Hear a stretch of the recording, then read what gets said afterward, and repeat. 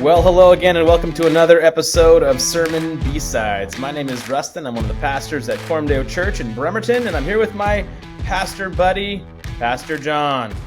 How you doing, Pastor Jon? Good. Ready for another episode? Ready for another episode? You got your tea? Yeah. I have a little bit of tea left. I have a whole thing of water. All right. And I have some Spindrift just in case. In fact, I'll open my Spindrift. You are set. I'm going to get my big old water over here, actually, into reaching. I need to be hydrated. I shared in the last episode that we drank those energy drinks. Every time Taylor Swift showed up. Oh, man. Yeah. So I was like, I need some water. So we are continuing looking at Exodus, and one of the things we just talked about was how God, brought them through the Red Sea and the judgment he brought upon the Egyptians, and then the great rejoicing of God's people as they are finally delivered from their slave masters. And one of the things that you said, and you touched on it a little bit in the last episode, but this is how you opened, I believe, the sermon for Exodus 16, which was one of the things God is working to do in the Exodus is to deliver them from two different slave masters. And the first one is Pharaoh and Egypt. And the second one is sneakier. I can't remember if you talked about how it's more difficult in some ways to be freed from it, but it's the slavery to sin, and probably it's the internal versus the external, if that's proper language to think about it. You have this external oppressor who represents the idolatries and of the world, and the manifestations of them in the polar opposite of the good life, right? And then you have unfortunately, when the Israelites don't cross the Red Sea, they're not just like happy-go-lucky, perfect saints, right? Yeah, it doesn't work that way. It doesn't work that way. There's a problem that God is addressing, and they have a tyrant in their heart called sin. Yeah. Paul refers to this idea as well. It's like anybody who sins is a slave to sin. Yeah. And so God Jesus says to the Pharisees who say they've never been enslaved. Oh, exactly. Yes. Yeah. This is a common theme in the New Testament, is seeing slavery as deeper. And it's not original to the New Testament. It's just very clearly on display here. Very clearly, yeah.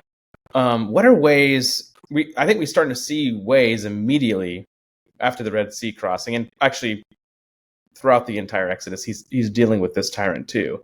But once they're free, it seems like you get this like zoomed in focus on that issue, like the issue that's because Pharaoh ain't the problem anymore. So what's the problem? And there's plenty of problems. Yeah. Well, it goes back further than that. It goes back to the Passover. And I remember, like you, I grew up in church, and my understanding of things, and I'm not blaming the church or pastor, I'm just saying my understanding of things was very, very skewed. There were good guys and there were bad guys. And so you can look at the story of at least the first couple of chapters of Exodus, is like, oh, you got the good guys are being, held in slavery by the bad guys, and God's going to get the bad guys. And once you get to the Passover, and God tells Moses he's going to visit the land of Egypt, and there's going to be judgment for sins, but something has to happen to keep his people safe, because their sins are going to be judged too. Yeah. Right? Yep. And so that's the hint that, oh, wait, it's not just Pharaoh. Yeah. There's something in each of these homes and each of the people here that has to be covered. Or else when the destroyer comes, when God's judgment comes to the land, they will be judged too. And so you see that. And then as it goes forward, in chapter 14, you have the destruction of the Egyptian armies. So now they're gone, right? And it's like, well, the story should end if it was just Egyptian slavery. But it doesn't end, because you still have this problem, and it shows up. It's really interesting if you go from verses or chapter 13 forward. You'll notice the word grumbling shows up again and again, and it's in contrast to cry which is a different word, which is used earlier in Exodus when they are crying out to God because of their slavery. But now they're not crying out to God because of their slavery. They're constantly grumbling. And so there are these interesting moments where you see it and God is like drawing it out and trying to teach them, right? Because there's something inside of them that is just as opposed to what God wants to do as Pharaoh was. Yep. I love that you use the analogy on the this is why I wanted to talk about Mara just a little bit, because you use the analogy of Mara, bitter, the bitter water, because it says that God tested them. And you said that this is not like a driver's test where you pass or fail. This is like a pregnancy test, right? Yeah. This is like to find out what's going on inside, right? And the he basically, God leads them 3 days without water, and you're not in good condition if you're 3 days without water in the Middle East, right? No, and they're crying out with a spirit of grumbling, and they've doing the exact same thing that they had done right before God rescued them through the waters of the Red Sea. And they've just returned to that exact same spirit of heart, right? And that fear. And he's just revealing that this thing in them is still there, and yet God provides again. He provides them with the stump, whatever, the log that makes the water sweet, the trunk or whatever it is. There's a lot of great, maybe it was like a charred, oak barrel. Yeah, exactly. This is very sweet, Moses. Ooh. Sweet Moses. So there is a so there's the testing, and I think that you have talked about this maybe before in other episodes. The point of the testing is to teach God's people to live upon Him as their Father. Like He's going to take care of them. He's going to, and so after 3 days, what would have a response been that had been like a sanctified response? So I think a sanctified response would have been like you said earlier, crying out for dad, like the same way your kid cries out to you, knowing you're going to take care of him. Yeah. Right. But like maybe not thrilled. Like my kid cries out to me and for something he knows that I can give him, but he's still like in pain or whatever, right? Or frustrated. So it's not the removal of the frustration part. I think it's explicitly you've led us out here to die. Yeah. You're not a dad. You're a slave master too, God, right? Yeah. This what I'm about to say becomes very, very, very clear once we get to Exodus 20. Okay. Like explicitly clear. But when we think about sin, we think about doing things, right?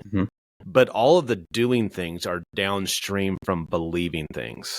And the sin that's beneath every other sin is unbelief.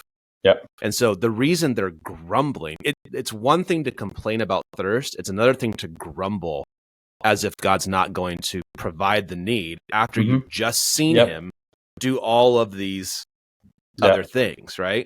And that's the constant test, is the grumbling. Do you believe in God's power to provide for you? So the water is a test, which is earlier than when you get to 16. The manna and the bread is a test. The Sabbath is a test. The quail is a test. It's all this test of, do you believe in God's provision? Exactly. And it's trying to draw out that unbelief. Yeah, there's a lot of I'm teaching through James right now, and there's a lot of parallels here with some of the things that James talks about. This idea of testing, right? And the testing of your faith produces maturity, and also and that maturity results in steadfastness and wisdom. And the thing that later James says is, don't accuse God of tempting you, right? And I think that that's the difference between lament, righteous lament, right? When something is not good and you cry out to God in a righteous lament, versus a bitter blaming of God, kind of like what Job's wife had and wanted Job to have, like, just curse God and die, right? Like, just give him your last middle finger, right? There's a, and whereas, Job's example is, I guess if he's going to slay me, I'll still trust him. Right? But gosh, why? And so there's a, I think that's the difference between grumbling and maybe like lament, because I think that I don't think James is after like when he says consider it all joy, he's not saying like be a stoic and like crucify all your feelings so you're like not a human being anymore. He's saying see your suffering or whatever this is, trial that comes upon you, as an opportunity that God or something that God has put in your life for the sake of strengthening your faith and making you mature, and that maturity is not just a free-floating maturity, like, oh, great, if this is what maturity costs, I don't want to be mature, right? No, like, maturity is for the sake of a mission that God has for you and for his, it's for the sake of his mission. And so that's why, when you're so oriented towards yourself, you can easily say, well, I'd rather just be immature, right? I'd rather not grow. But if you're oriented towards, no, I am now, I've now been rescued from slavery and I'm being called to something now. This new life of having God as my Father, and also the conquest that he has for us. He wants us to go into Canaan and take land. And I have to be strong and mature. And they have to be prepared for that. Exactly. Yes. Yeah, and it's really interesting. I'm getting ahead to next week, but when they're leaving Egypt, the text says that they went the long way around because he didn't want his people to be discouraged by the war. Exactly. But then when you get to chapter 17, you have Joshua leading the Israelites in battle against Amalek. Amalek. Right, and so it's like you've had these series of tests. Yep. And then the maturing, and then battle. Exactly. Because that's the point. Yeah, those trials. This is good. Those trials were necessary for that battle, right? Like that. Like, and I think that when you see your trials in light of there's a battle that like this is basic training, or this is boot camp for what I don't know what it is that's coming later, right? Yeah. And I think that and not just individually, but like corporately as God's people, that changes the way you look at the trials. Doesn't mean that they suck less, but they the only way you can even not just sink into bitterness is by saying, okay, it's not just for this for nothing, it's for my good, but it's also for something. I think it just makes it so much better when this is for something that for the sake of my maturity, because there's a mission that has to be done, right? And if I don't do this, I'm not going to be ready for that next battle. That just completely relativizes your suffering in a way and your trials in a way that you can actually go, okay, like, help me, Lord, to be faithful in this, right? Yeah. Like, I want to gain that thing, right? Yeah, and that's the belief that they're lacking. Yep. And it's the belief that God is instilling in them, and there's definitely, just like when you raise your kids, there's a process to the maturing. Earlier on in Exodus, God's doing all the lifting and they're watching. Yeah. Right? Yep. Exactly. Now there's some testing. Now we're like, okay, did you learn the lesson? You saw me show up 10 times faithfully, do exactly what I said I was going to do. Yeah. Delivered you. You didn't lift a finger. You only have to stand still. Okay. Now, What kind of dad do you next have? Step. Exactly. Yeah, exactly. Yeah. And so I think it's one of the Psalms or Isaiah talks about God leading his people by the hand out of Egypt. Or maybe it's I can't remember, one of the prophets, maybe, I can't remember, but like that language of like, it's a dad taking the kid by the hand, like, I'm teaching you to walk, son, out of this. Yeah. So that process is, as we'll see, gets pretty intense for them, because there's a certain point where the consequences go up the longer they're rebellious, right? Yes. There's a certain point where, right now it's like testing and training, and then it's going to later become there's some big spankings, and then there's going to be some there's discipline. Yeah, there's discipline. Yeah. Yeah. But he doesn't start with the discipline. No, he doesn't. Yeah. Yes, really exactly. It is, and I think it is very much in line with what you said, which is it's a very good fatherly approach. Yeah. It's go ahead. Oh, go on. No, you go on. Well, I was going to say that it's a good segue to it kind of explains why the first thing I said in the sermon is so important. Yeah. About reading the things specifically in chapter 16. Yep. Not as natural occurrences. Yes. That are then attributed to God, but as supernatural acts of deliverance by God. Because if it's a natural occurrence, it doesn't undergird the faith of God's people in God, right? Exactly. It's coincidental. This is just the way the world is. But the whole point of it, this is not the way the world is, but this is the way God is. Mm-hmm. Yep. Right. And so what I was trying to talk about is the such goofy stuff. The manna. There's people who want to say this is a sweet secretion that comes from bugs, and it is on the leaves of the bushes, and it's just a normal thing and that does happen in that region of the world. I think it's 2 months out of the year where that actually happens, but not 40 years. Not 40 years. Not you don't have millions of gallons of it. You don't have it, rotting when you keep it for the next day, except for on the Sabbath, then it's fine. Or you can preserve it, in the testimony for generations, and it doesn't rot. There's so many things about it that it's so clear that it's something that God has supernaturally provided, and that actually is really important when you get to the Gospels and Jesus does something. He's doing 40 years in one stint, right? When he takes the bread and the fish and he feeds that massive crowd, right? It's not 40 years, it's one day, but it's the same thing. Yep. And what was that natural too? Yep. Did it just naturally that's what a lot of the liberal scholars say too, though. It's like, well, the boy shared. It inspired everybody. Everybody was like, well, I should share what I have too. So you had all these extras that popped up out of nowhere.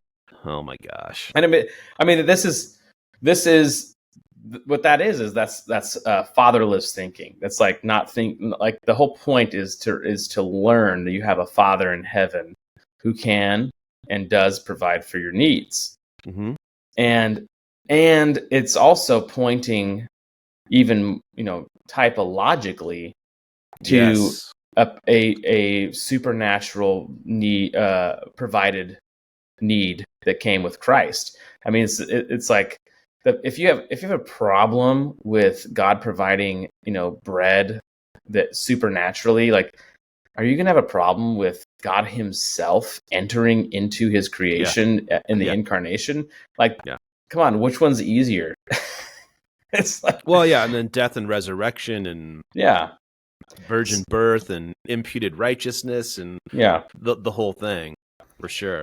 But so there is a ton of typology in these chapters. Yes, like blatantly obvious. And Jesus brings up this one explicitly. Yeah, these aren't crazy theologians. Mm-hmm. This is specific. But can we go back just for a second? Yeah. You talked about the water, right? Oh, that they were the water in chapter 14, or no, it's in 15. Yeah, Mara. Yeah, and it's like, I just don't think 3 days is coincidence. Oh yeah, sure. Yeah. Living water on the third day. Mm-hmm. Yeah. Is there something there? I think that yes. And is that the scene also where they show up at they find that place where there's 12 palm trees? 12 springs of water and 70 palm trees. Yeah, 12 springs of water and 70 palm trees. And isn't it when Israel is first brought into Egypt? Yes. It's the 12 tribes, and is it 70 people at first? 70 people. Yeah. Yes. Yeah. You look at that and go, And 12 and 70. Those are important days. Yeah. Numbers. Yeah. Yeah. Because okay. I'm just thinking about this right now. Egypt, when Abraham's family initially went to Egypt, it was their redemption. Yes, they were being saved from death. Yep. Right? Yep. Now they're leaving Egypt. And you have the same numbers, which would seem to indicate they're being saved from death. Yeah. Does that make sense? Yeah. I mean, it's definitely it's bookended in such a way that the whole like Egypt time is bookended with 12 and 70. Yeah. Right. And in the beginning they're there. They're there to escape famine and escape, and that's even the fact that they're there to escape famine and lack of bread is interesting going into the immediate next thing, which is interesting because they're there. The whole reason they're brought into Egypt in the first place was God was providing for them after a famine. Yeah. Right. No bread. Right. And he provides Joseph to be the means of doing that. And then they stay, and then they leave, and there's no water for 3 days. And then they come to this place where there's 12 and 70, same number, but then they're going right from 12 and 70. The picture in my mind is always of like just this cluster of oasis where the people are refreshed for a period. And then and then from that place, they're in a place where there's no bread. God gives them bread. Mm-hmm. So very similar to the and gives them rest. And gives them rest. Yes. So you have and that's a big part of the God has to give them a whole lesson on the Sabbath when at the same time he gives them bread. Mm-hmm. Right. And that's one of the things you talked about a lot with the sermon was making the connections between God providing for us and also the necessity of Sabbath, right? Yeah. And how this works out today with tithing, and how this works out today with our time, right? There's the tithe has always struck me as somewhat related to the Sabbath rest. And I think that connection. I don't know if did you make that connection explicit, or did I just think of that during the sermon? I did not make the connection between Sabbath and tithe explicit. So the reason being that with the tithe, you're being taught that you are not independent. You are dependent upon God, and so you're learning to not depend on other things through giving the 10%, right? Mm-hmm. You are learning to not trust in these other things, right? Well, the Sabbath is like the same idea, but with time, right? You are giving, which is at the same time, you're giving or you're resting, which the tithe in a sense is also saying I'm resting in God's provision. Mm-hmm. I'm releasing my control over all of my assets because they were all given to me in the first place. I'm releasing my control over this day because all my days are given to me in order to learn to live upon God, because that's where my life really is. And if I don't live upon God, the destroyer comes, right? Yeah. and which I think that people existentially know that's true, because we experience that in small, minute ways all the time. When when we're not resting in God, we find ourselves eaten up in spiritually, finding ourselves making stupid decisions that really end up hurting us. There's a whole bunch of things that flow out of not resting in God, and there's a similar thing with the tithe. So I don't know. I don't know that it's weird, because in my mind you did make that explicit connection, but you it's funny to hear like you didn't. I was just hearing those two things at the same time.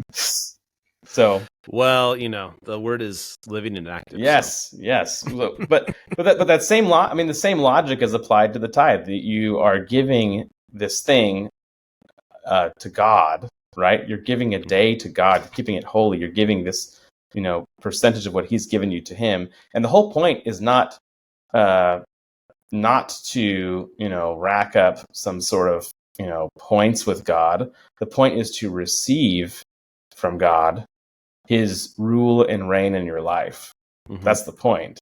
Right. Like trusting in God that He's going to take care of me. That's why, and I experience that when I give, and resting in God. I experience that when I set aside time to worship with His people and to relax, knowing that I don't have to be doing stuff nonstop because He's taking care of me. Very, very closely related. Yeah, and it's trusting in the sufficiency of what God provides, whether that be your money, mm-hmm. or your time or work or accomplishment, right? Because you're saying enough is enough, right? There's a limit. Yep. God has designed me to work and function a particular way, mm-hmm. and I'm going to live within those boundaries and see those boundaries as a gift. Yep. And so the tithe helps to put a financial, say this is the piece that God has given me to work with, and I acknowledge that, and I give Him the tithe.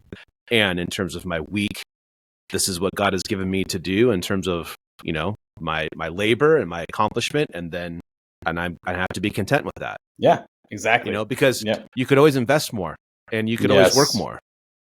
Those are not what we're ultimately made for. Yeah, it's very easy to fall into that. Both of those conundrums. I need all of my assets, right? And I need to milk every last ounce of time, right? And so there, and that is the, you talked a lot about how it's never really enough. if that's your mindset, it's never really enough, because you're gonna look for more and more and more, and it's not there. So the real question is God sufficient? And if so, then this is enough. Then these things are enough. Yeah, and the crazy thing, maybe we can wrap up this, but one of the in saying that, the reality is when it comes to the financial piece of that, very, very few people are living obediently. In terms of sacrificial giving. I've seen statistics, and it's 1.5%, 2%, 2.5%, is what the average Christian household gives. And think about that in connection to what we said earlier about testing for the sake of maturity, for the sake of mission. Yeah. Right? I think there's a direct relation between those statistics you just said and a church that is not ready to take the hill culturally. Yeah. A church that's easily, blown about. I think that they're, and also your willingness to invest in the kingdom, right? Like you want to see, so when you're doing this, when you are being faithful with this, you're also ensuring that the mission and God's mechanism for the mission of the church and is well funded, right? And so And so if you're not doing that, then not only are you not growing in the way you need to grow, but you're also, that is a symbiotic relationship of, you're also not funding the mission, and the kingdom, right? Yeah. It's those things are very related. And in fact, I think that I thought about this once. I thought about this because just the title of a book. I never read the book, but Gary North wrote a book called "The Tithe as the Tool of Dominion" or something like that. And I just started to posh in my mind, think about what he meant by that. I was like, I kind of put two and two together about where he might go with that. But how, and I did read the back where he said that this is one of the most greatest shames on the church, that the tithe is just completely disobeyed. So, and he says, don't be surprised if that the church is not making an impact in the world if it's not actually obeying these basic principles, which you might call basic training or boot camp type things. Yeah. So, because you're not doing it's the same thing that's happening in Exodus. You're not making use of the test to grow. Yeah. And it's unbelief. Yep. Well, hey, that was a fun episode. Well, talked about bread and tithe and Sabbath. Typology. Good times. Thanks for joining us, everybody, for Sermon B-Sides. Until next time, trust Christ, go to church, and love your neighbor. See ya.